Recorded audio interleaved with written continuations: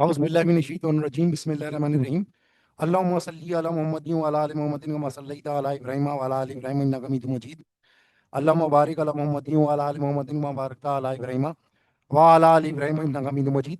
ये हमारा प्रोग्राम है सी लैंग्वेज का, जिसमें हम स्टूडेंट्स की मार्कशीट जो है वो तैयार करेंगे। ये हमारा प्रैक्टिकल एक, तो इसमें ये हमारा प्रोसेसर डायरेक्टिव हो गया, जिसमें stdio.h फाइल हमने जो है वो शामिल कर ली, जो कि हमारा सेक्शन 1 होता है।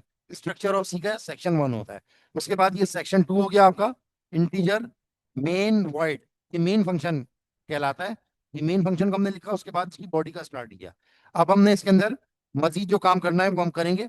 वेरिएबल की डिक्लेरेशन, ये देखिए हमने 7 वेरिएबल्स ले लिए। मार्च 1, मार्च 2, मार्च 3, मार्च 4, मार्च 5, मार्च 6 को हमने M1 से लेके M6 तक डिक्लेयर कर दिया, और इनका जो टोटल होगा उसको हमने टोटल से डिक्लेयर कर दिया। उसके बाद इसकी जो हम परसेंटेज निकालेंगे, मार्कशीट में परसेंटेज भी होती है, उसके लिए फ्लोट नाम का वेरिएबल हमने डिक्लेयर कर दिया।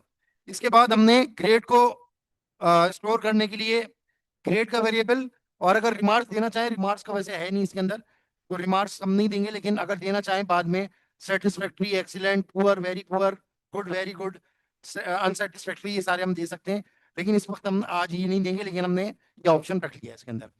ये हमने वेरिएबल ले लिया कैरेक्टर की स्ट्रिंग डेटा टाइप हुई। कैरेक्टर की चेंज जो है, ये अगर खाली ग्रेड लिखा होता तो ठीक था, लेकिन ग्रेड में उसकी हमने एरे बना दी, तो अभी ये स्ट्रिंग कहलाएगा। इसी तरह से रिमार्क्स जो है, वो अगर खाली रिमार्क्स होते तो वो एक कैरेक्टर स्टोर कर सकते थे। रिमार्क्स 30 लिखा हुआ है, तो ये जो है 30 कैरेक्टर्स तक स्टोर कर सकता है, तो ये अब स्ट्रिंग हो गया है, अब ये कैरेक्टर नहीं रहा। इसके बाद हमने, जाहिर सी बात है, यूजर से इनपुट लेना है। पहले मार्क्स के लिए हम मैसेज देंगे प्रिंटफ के अंदर, एंटर सब्जेक्ट मार्क्स, या सब्जेक्ट 1 मार्क्स भी हम इसको कर सकते हैं, उसको हम M1 में स्टोर कर देंगे। %i भी लिख सकते हैं, और %d भी लिख सकते हैं हम इसके अंदर। उसके बाद हम क्या लिखेंगे, एंटर सब्जेक्ट मार्क्स 2, और जो वो इनपुट देगा उसको M2 में स्टोर कर देंगे। उसके बाद सब्जेक्ट 3 के मार्क्स को M3 में स्टोर करेंगे, सब्जेक्ट 4 के मार्क्स को M4 में जाके स्टोर करेंगे, सब्जेक्ट 5 के मार्क्स को M5 में स्टोर करेंगे, सब्जेक्ट 6 के मार्क्स को M6 में स्टोर कर देंगे। उसके बाद इसका टोटल हम निकालेंगे, तो उसके लिए स्टेटमेंट लिख देंगे, total is equals to M1 plus M2 plus M3 plus M4 plus M5 plus M6। जैसे आप मैनुअली करते हैं, बिल्कुल ये चीज आपने वैसी कर दी। उसके बाद आप परसेंटेज को कैलकुलेट करेंगे, तो उसके लिए परसेंटेज का फार्मूला लगाएंगे, क्या, percentage is equals to total multiply by 100.0। 100.0 क्यों किया है, क्योंकि हमने परसेंटेज को फ्लोट में लिया है। तो अगर आप ये %0.0 नहीं लगाएंगे 100 के साथ, खाली 100 लिख देंगे, तो उसमें थोड़ा सा मसला हो सकता है, ये उसको फ्लोट में प्रॉपर्ली कन्वर्ट नहीं करेगा, तो इसलिए 0.0 लगाना जरूरी है। उसके बाद उसको डिवाइड कर देंगे 600 के से। 600 में मैंने 0.0 नहीं लगाया, अगर आप चाहें तो लगा दें, क्योंकि एक दफा भी उससे मल्टीप्लाई हो गया तो ऑटोमेटिकली उसको जो है वो फ्लोट बना देगा, तो परसेंटेज जो है वो स्टोर हो जाएगी परसेंट में जाके।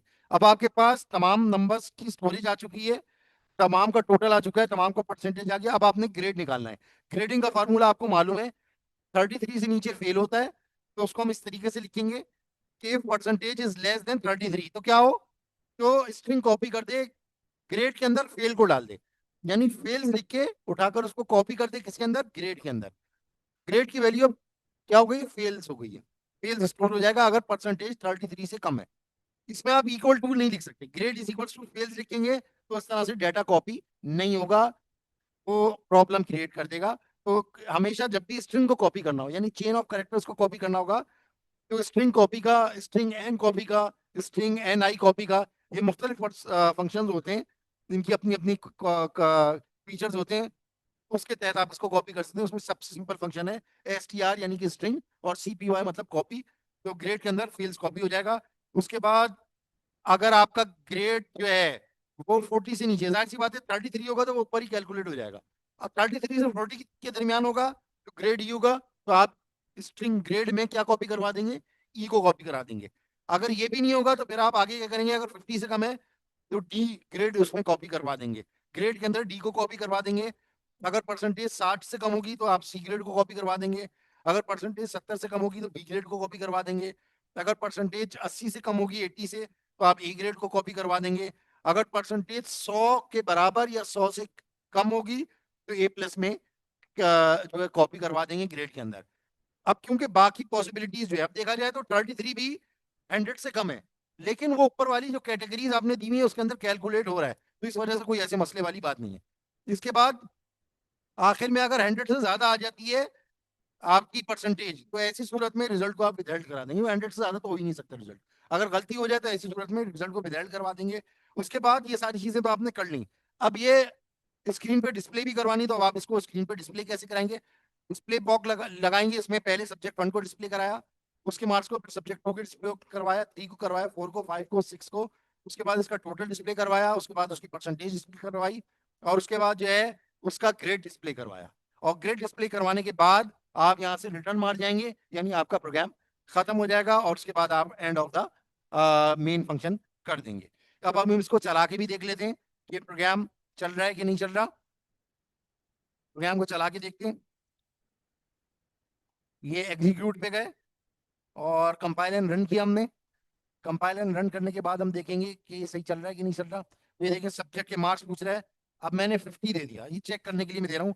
फिर 60 दे दिया, फिर 45 दे दिया, फिर 65 दे दिया, फिर 60 दे दिया, फिर 70 दे दिया।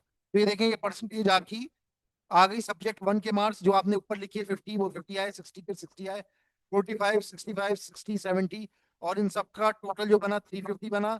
इनकी जो परसेंटेज बनी ये बनी, और ग्रेड जो है उसका सी बना। अगर हम इसको चेक कर लेते हैं, 100 के ऊपर भी चेक कर लेते हैं अभी। अब हम इसको दोबारा रन करते हैं। एग्जीक्यूट किया, कंपाइल एंड रन किया, और यहाँ पे मैंने 0 दिया, 0 दिया, 0 दिया, 0 दिया, 0 दिया, और ये 33 दे दिया। तो देखिए परसेंटेज जो है वो फेल बन रही, परसेंटेज 5.5 बन रही है, और बच्चा जो है वो फेल हो गया। और इसी तरीके से अब मैं इसको सादा भी देखिए दिखा देता हूँ।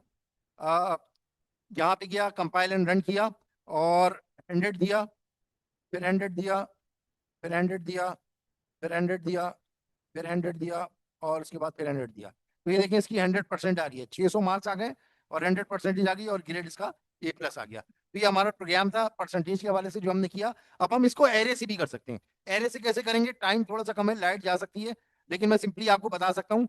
मैं यहाँ पे सिंपली क्या करूँ, एम के बजाय यहाँ पे 6 दे दूं, तो ये बन गया एरे।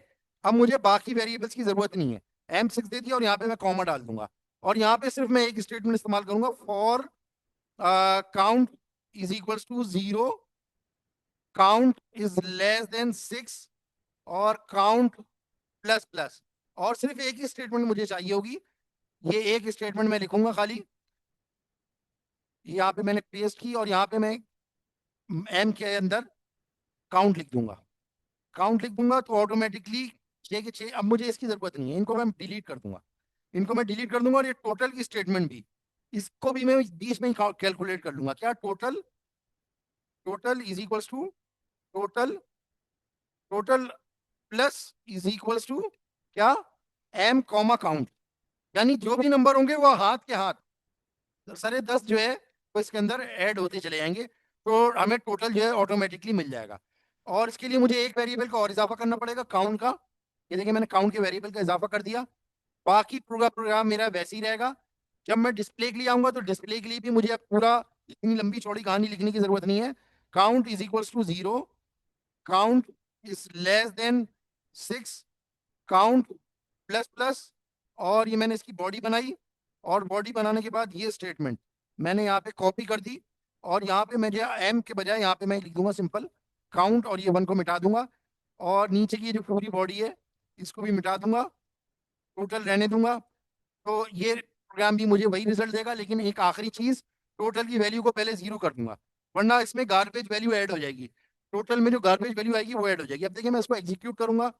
ये देखिए कंपाइल एंड एग्जीक्यूट किया, और यहाँ पे मैंने दिया 60, 70, 80, 90, 100, 80। तो ये देखें रिजल्ट पे कोई फर्क नहीं पड़ा, वही 80% आई है, और 80% पे ए ग्रेड आ रहा है। ये काम मैंने जो किया वो किससे किया? वो मैंने एरेस से किया, और इससे पहले जो कर रहा था वो मैं बगैर एरेस से कर रहा था। तो ये देखें काम कितनी आसानी से हो गया। आई होप कि आपको ये जो बताया है ये समझ में आया होगा। आपके जो सवाल हो वो आप कर सकते हैं।